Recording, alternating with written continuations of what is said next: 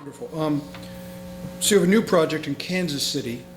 Is that a continued sort of push westward for you guys, or? Well, we haven't really looked at it that way. Right now, we're in Louisville and Durham, North Carolina, Cincinnati, and Bentonville, as you mentioned. We have 3 projects under construction in Lexington, Kentucky, Oklahoma City, and Nashville. And then the other projects that we've announced, as you've mentioned, are Kansas City and Indianapolis. All of those, what those projects have in common is that we have reacted to unique opportunities in each one of those cities. We've looked at many others. We've looked in and around certain areas of the New York City area. We've looked at opportunities in downtown LA, in and around Miami. So we're interested in being in larger cities, maybe a more pioneering neighborhood of some of those cities. Sure. Than hotels have traditionally been built at.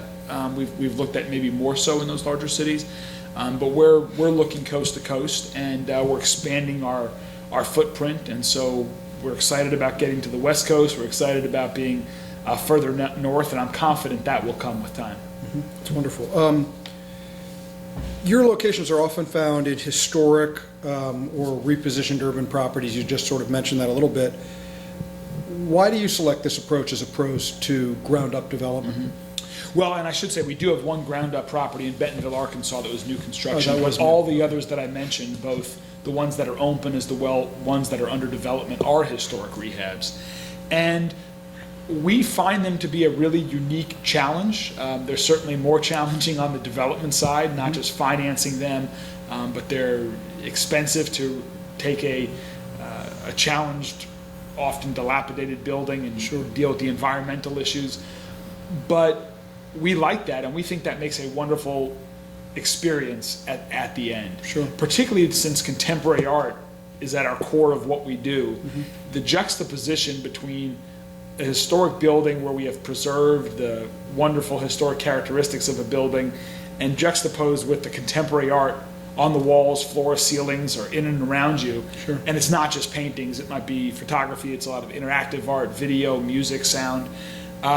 Really creates for a really unique experience, and that's something that that we love, and more importantly, we think our guests love. So we are able, with good architects and a good team of people that we have at 21C and that we work with outside of 21C, we've been able to design hotels that function well in historic buildings that were certainly not designed to be hotels, contemporary art museums, and restaurants. Right.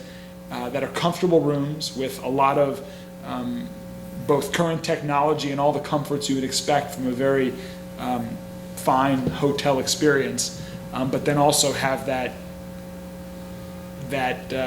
feeling that you just can't replicate in new construction. So we enjoy it. That's great. That's great.